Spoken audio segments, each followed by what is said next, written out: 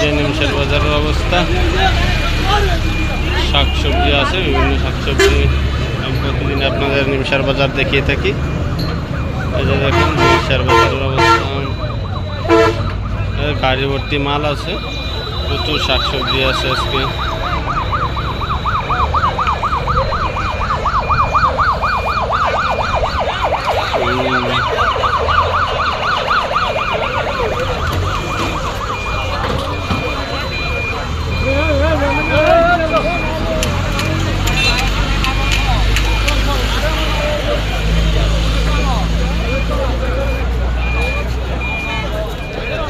নিমসার বাজার, এটা হচ্ছে নিমসার কাঁচা বাজার।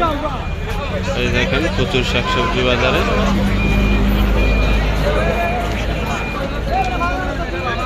অবশ্যই